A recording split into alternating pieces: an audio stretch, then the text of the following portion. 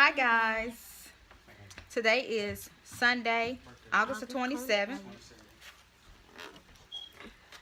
and I did a story time yesterday on my son Caleb because his birthday was August 26th. He made the big 12. Yeah. But I realized that I left out so many details, and I don't want to put every detail in there because it's going to make the video super extremely long, and I'm going to have a hard time uploading it. But I prefer to actually start the video over, I think. So let's see.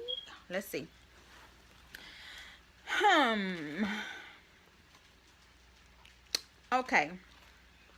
I remember that Caleb was conceived, guys, on New Year's Eve. Me and his dad and my oldest son, we went purchased like crawfish, and we purchased like mixed drinks and beer, which my oldest son cannot drink. He was a child.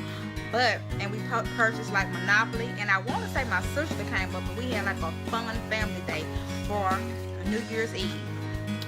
And you know, after that, of course, we had a good time after that. But Caleb was conceived on New Year's Eve. Caleb's due date was in September the 26th. If I'm not mistaken, it was September 26th. So fast forward, you know the day that he was conceived on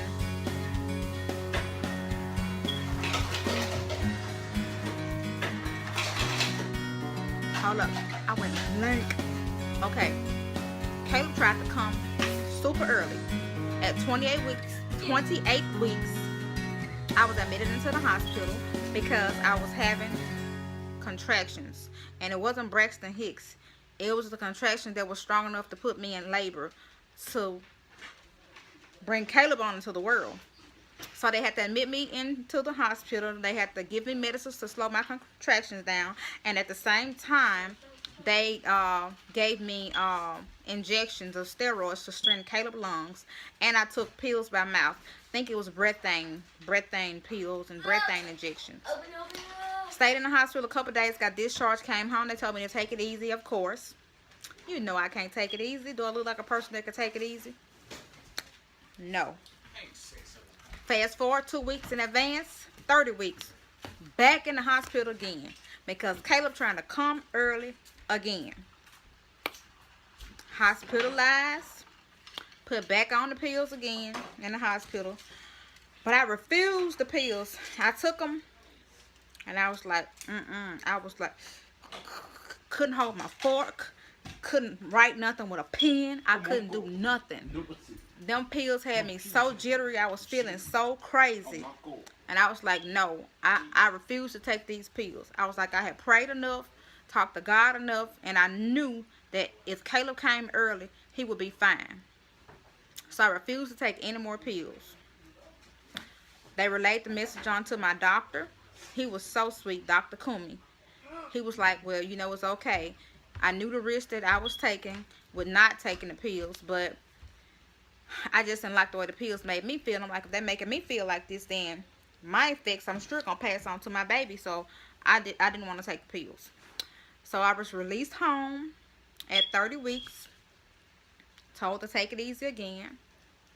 And how, you know, you can take it a little easy, but when you have a child at home who was 4.5 years old, it's only so much easy that you can take it. And then life still goes on. You have to work and all that type of other stuff.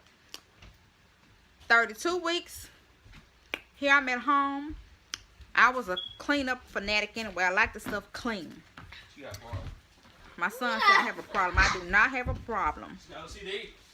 But I was mopping and doing all type of stuff, and at 12:30 a.m. I decided to lay it down. So it was 8:26. I decided to lay it down. Still in pain. Not worried about it. But the pains was coming, guys, stronger and stronger. And I'm like, maybe it's time this time. But I ain't gonna sweat it because I done been in the hospital so much, and I ain't gonna sweat it. You know, a lot of old people say You shouldn't have a baby at 32 weeks because that's a bad number. 8 months is a bad number for a baby to survive. I don't pay nothing like that no attention because I knew I had prayed enough to God and I knew Caleb was going to be fine. I already knew his name was going to be Caleb. But at the same time, about 2 something, I called his dad because his dad wasn't at home. He was out and about. So I called him and I was like, it's time, because I had got up to go to the restroom, right? And when I got up to go to the restroom, the fluid was just trickling down my leg. And I was like, oh yeah, it is time. That's his stupid daddy right there. When I was like, yeah, it's time. So by the time he got there, it didn't take him no time to get there, because I guess he probably was expecting me to go in at any time.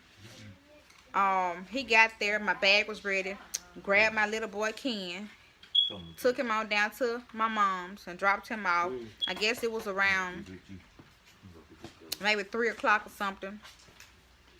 And we arrived at the hospital about 3:35, somewhere around up in there. So when I got to the hospital, you know, you have to go through all the steps, triage and all that, da-da-da.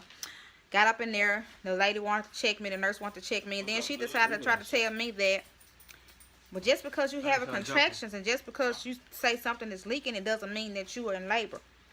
And I'm like to myself, woman, I know I'm in labor.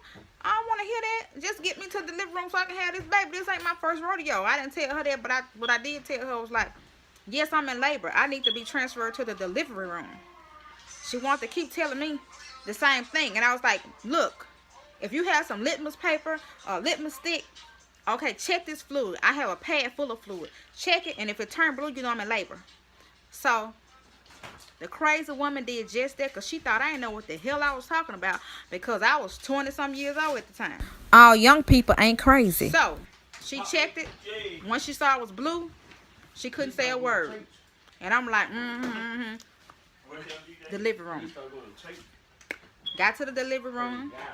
I was like 7 centimeters. I was already faced. I refused to get the epidural. My doctor came right on, Dr. Coombe. I love him so much. He can deliver every baby I done had. And if I decide to have another one, he gonna deliver. He is the man. I have to tell y'all about my first delivery and what he did. He is the man. But I was hurting so bad with Caleb, y'all. I was hurting bad. So he was like, Kimberly, won't you go ahead on and get the epidural this time?